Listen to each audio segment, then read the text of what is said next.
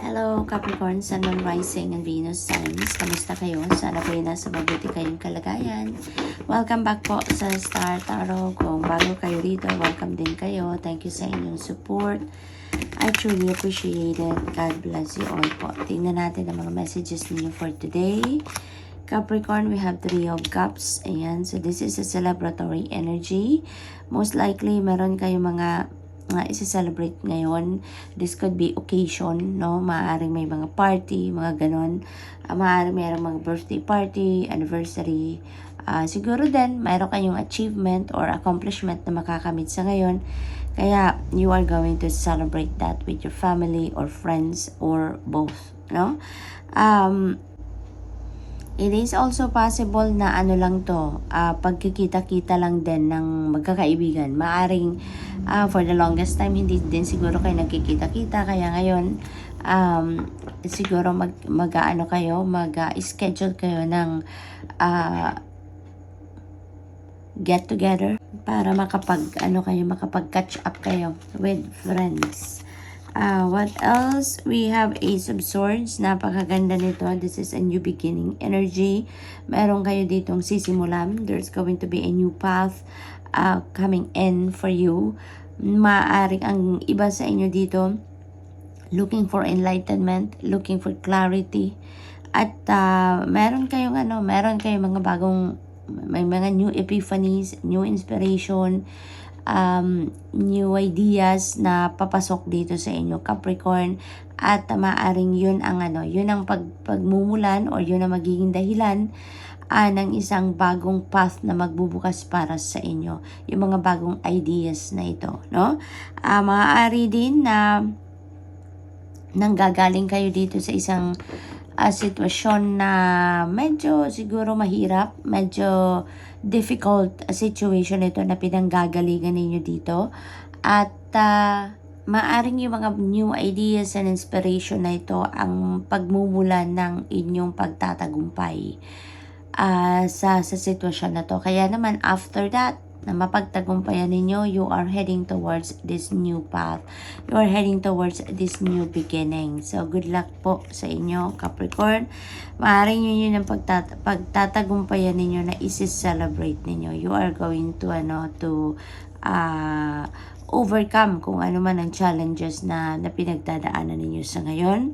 The star energy is another new path. So definitely talaga meron ngayong sisimulang bagong sitwasyon dito sa buhay ninyo. This is a new experience that is about to come in.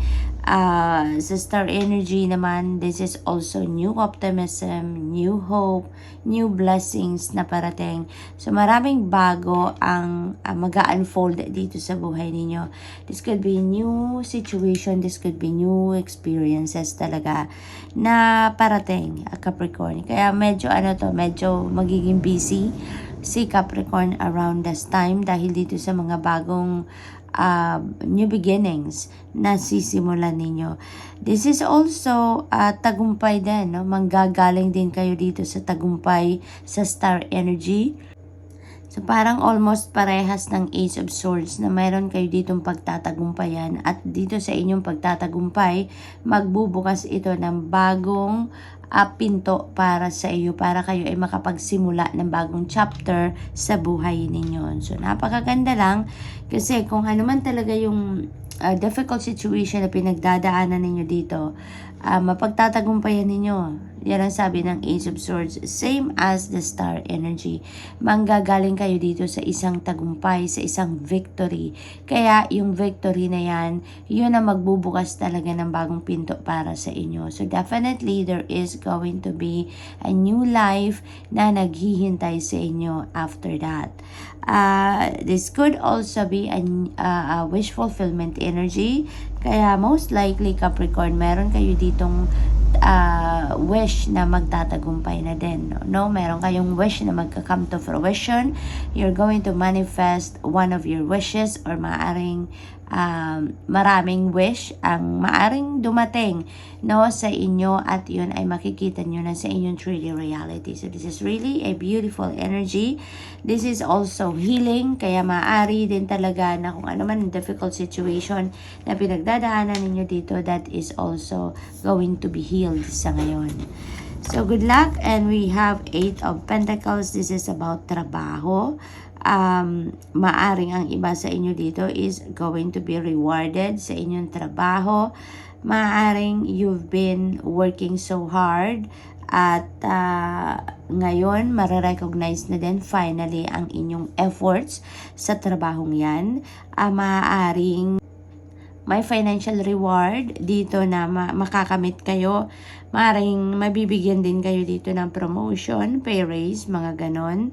At makikita nyo na ngayon ang bunga ng inyong pagsisikap, paghihirap, pagtsatsaga sa trabahong ito. So, good luck, Capricorn. So, tignan natin kung ano ang inyong final message for today. Final message ni Capricorn. Uy, naku. We have a 0440. This is the angel number 0440, the gut feeling. Ayan. So, with all the difficult situations siguro na pinagdadaanan ninyo recently, Capricorn, or pagdadaanan pa lang, ang invitation sa inyo dito, makinig kayo sa inyong intuition, because that is going to lead you to the right decision, that is going to lead you to the right path kung saan kayo dapat pumunta. Kaya, follow your gut at make sure na yun talaga ang pagbabatayan ninyo ng kung ano man ang inyong mga gagawin, yung mga practical steps na gagawin ninyo should be based on your intuition. Okay? So, take inspired action dito sa kung ano man ang inyong mga pinagkakaabalahan or kung ano man ang inyong mga endeavor na gagawin, or on how you're going to navigate your difficult situations at this time kung meron man. So, good luck po, and that's all for you for today. Thank you for watching. Love and light. Namaste. Hello, Virgo, Sun, Moon, Rising, and Venus signs. Kamusta kayo? Sana po'y nasa mabuti kayong kalagayan. Welcome back po sa Star Tarot. Kung bago kayo dito, welcome din kayo. Thank you sa inyong support. I truly appreciate it. God bless you all po. Pauna mensahe ni Virgo, the Sun energy, napakaganda. This is the most beautiful, most uplifting and very optimistic energy sa Tarot, Virgo. Kaya napaka-positive na mga maaaring mangyayari sa buhay ninyo around this time. Mababalot kayo ng liwanag. Mawawala na dito kung ano man ang mga dark circumstances na pinagdadaanan ninyo, confusion, mga chaotic situations that is going to be behind you from here on, Virgo. Napakaganda nito. That is going to cut through the darkness in your life. Kaya medyo kung meron kayong mga hindi masyadong magandang pinagdadaanan sa ngayon, makakaasa kayo na that is going to improve from here on. Ano? Virgo, this is also success. This is also material success, financial success, success sa inyong mga problema, success sa inyong mga focusan sa ngayon, mga pinagsisikapan ninyo sa ngayon. You know, maging masaya kayo at this time. You are going to be filled with joy and happiness in your heart. No, Virgo? There are going to be positive changes na mangyayari sa inyo ngayon, Virgo, and it feels like that is going to bring forth joy and happiness talaga sa buhay ninyo. We have Knight of Swords, and so everything is going to speed up. Sa ngayon, maaaring yung mga delays sa mga ginagawa ninyo, may mga blockages sa mga ginagawa ninyo, pinag-e-effortan ninyo, that is going to change na. Magiging mabilis na ang lahat, magiging may pag-usad na, may development na, may progress na sa inyong mga gagawin sa ngayon, Virgo. So this is really awesome kasi moving forward na kayo, Virgo. Moving on, moving forward, at meron na ditong mga maging resulta ang kung ano man ang inyong gagawin. We have Ace of Pentacles. This is a new beginning energy, Virgo. New beginning energy. Lalong-lalo na pagdating sa inyong kaperahan. This is a new beginning in your financial landscape. Kasi si Ace of Pentacles, this is financial blessings or financial opportunities that are coming your way. So, ito na yun yung pagmumulan, Virgo, ng inyong financial success or prosperity and abundance. Kaya napakagandang energy nito. Kung lalo-lalo na kung nanggagaling kayo sa financial constraints, financial difficulties, walang trabaho, mga ganon, ano, this is really a beautiful energy dahil ito na yung parang breakthrough ng inyong sitwasyon na ganyan. Kasi dito, meron dito siguro mga bagong offer ng trabaho, may mga career opportunity, business opportunity, or maaari din na meron ditong windfall na parating sa inyo, windfall of money, meron din dito sigurong inheritance, gifts, winning, no? Maaring ganun din ang ganap dito, Virgo. Kaya, anything is possible dito. Maaring maraming panggagalingan ng pera dito, or maaring it could come from few sources, pero big time ang maaring dumating sa inyo dito. That would be enough para baguhin ang inyong financial situation, no? So, let's see what else. We have Page of Wands. This is beautiful news. Maaaring related dito sa inyong creativity. So, maaaring financial offer ito, financial blessing, financial opportunity na that will be related to your trabaho, karera, or negosyo. So, dito, siguro may mga balita dito na parating na maaaring may mag-offer sa inyo ng trabaho or career that would give you an opportunity na magawa ninyo or magamit ninyo kung ano nung inyong passion, magawa ninyo kung ano talaga ang gusto ninyong gagawin, yung what you really love to do, maaring nandito yon sa ngayon, ano? So, good luck po. Virgo, maaring yan ang bagong money path na magbubukas para sa inyo. Final message ninyo is angel number 1616. There is readjustments na mangyayari sa inyo dito. This is really beautiful. Kasi kung meron kayong mga pinagdadaanan difficulties, ito na yung time na magkakaroon na yan ng solusyon. You will be overcoming your obstacles. You will be finding solutions to your problems, yung mga ganon. So, good luck, Virgo. And that's all I have for you for today. Thank you for watching. Love and light. Namaste.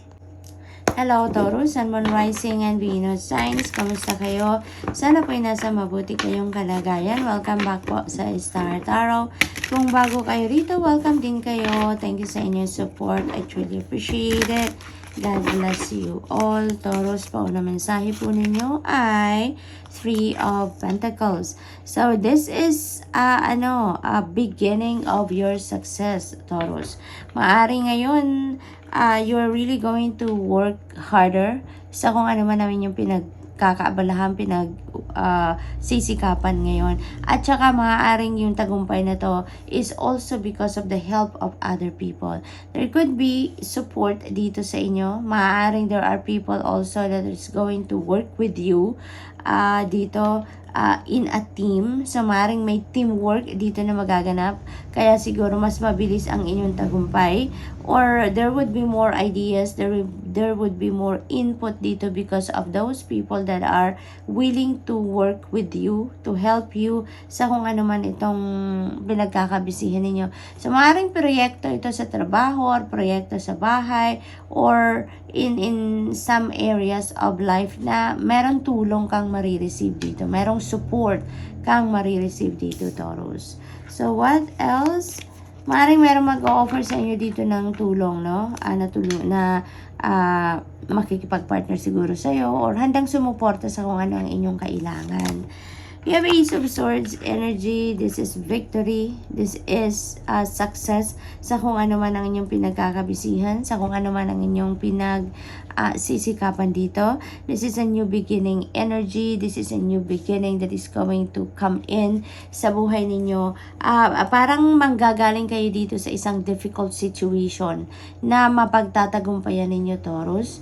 At maaaring yung mga new ideas, yung mga new beginning, may mga new inspiration, mga bagong input na parating sa inyo, yun makakatulong sa inyo para mapagtagumpayan ninyo ang inyong current situation. Lalo-lalo na kung yan ay challenging situation, no? So, maaaring talagang mayroon ding makakatulong sa inyo dito. Whether that person is going to give you advice, whether that person is going to give you input, we're going to give you help in any form. Meron makakatulong dito sa inyo para mapagtagumpayan ninyo ang inyong current challenges na pinagdadaanan. So, you're going to claim your victory. And yung victory na yan, that is going to open up a new door sa buhay ninyo. You're going to head towards a new beginning dito sa kung ano man ang sitwasyon na yan. So, we have 3 of Swords. Ayan. So, maybe in challenging situation ninyo dito is this 3 of Swords energy where there is maaaring heartache ito, heartbreak ito, betrayal, maaring meron third party dito for some of you. This is not going to resonate with everyone, Taurus, so just take as it resonates. Maarang very recent lang ang heartbreak na ito. Very recent lang ang heartache na to. No? Hindi pa to nagtatagal. Parang very recent lang, maaring na-discover pa lang ninyo ito or maaring nangyari pa lang ito. It's still fresh sa puso ninyo. Kaya parang umiiyak pa kayo dito, maaring masakit pa ito sa inyong dibdib. But you know what, Taurus, it feels like babangon kayo agad dito. We have the Ace of Swords energy. Parang malalampasan agad ninyo ang kung ano man ang sakit ng kalooban na ito. Parang you're going to bounce back right away from this heartbreak or from this heartache na naidulot sa inyo ng kung sino man sa buhay ninyo. This is really good, Taurus, kasi ang lakas-lakas ng loob ninyo dito. Parang you're just going to honor your feelings dito, nasaktan kayo dito. You're going to honor your feelings, iiyak kayo dito, but hindi kayo magtatagal sa sitwasyon na to. You are going to bounce back right away. Talagang magkakaroon kayo dito ng realization na sinaktan ako, nasaktan ako, ganito nangyari, then bakit ako mag-i-stay sa ganitong sitwasyon? I'm going to bounce back right away. So, parang babangon kayo agad, no? From whatever this situation is, na nangyari sa inyo, Taurus, which is really going to be a beautiful move na gagawin ninyo. Beautiful realization na babangon kayong agad from this situation. So, that is really, really beautiful. What else? We have Knight of Pentacles. Ayan. Magiging maingat kayo. Magiging maingat na kayo sa mga susunod ninyong gagawin dito. Kung ano man ang mga susunod ninyong maiisipan na ideas, kung ano man ang mga susunod na gagawin ninyong moves, no? That could be related to 3 of Swords or that could be related to 3 of Pentacles energy. Kung ano man ang sitwasyon ninyo dito, whatever the case may be, you are really going to be very cautious. So, maaring sa pagbangon ninyo dito sa 3 of Swords energy, meron kayong mga gagawin moves dito para siguro makabounce back kayo, and you are going to think about that. Pag-iisipan ninyong mabuti ang bawat galaw na gagawin ninyo. You're going to be very cautious sa pagbangon ninyo dito sa sitwasyon na to. Talagang super maingat na ang susunod ninyong mga gagawin or kung ano man ang inyong mga magiging desisyon. Pag-iisipan na ninyong mabuti. You're going to make sure na talagang sigurado kayo sa bawat galaw na gagawin ninyo na it will be alright. Maiiwasan ninyo na ngayon na parang mabudol kayo, maloko kayo, yung ganon. Talagang pag-iisipan ninyong mabuti. Okay? So, yun na siguro ang mga gagawin ni Taurus. You're going to learn an important lesson dito sa buhay ninyo. So, moving forward, you are going to be very cautious na. So, final message ninyo, angel number 1313, starting fresh. So, definitely, you're going to start fresh. Babangon na kayong muli sa Three of Swords energy. We have the Ace of Swords energy as well. So, definitely, you are starting fresh. You are going to start something new sa buhay ninyo. This is a new chapter in your life that you are about to start. So, maaaring meron kayo dito ang sisimulan na medyo siguro hindi ito yung karaniwan ninyong ginagawa, hindi ito ang karaniwan ninyong approach, but now you're going to start something different, no? Meron kayong gagawing bagong strategy on how you're going to face your circumstances sa buhay. So good luck po, and that's all I have for you for today. Thank you for watching. Love and light. Namaste.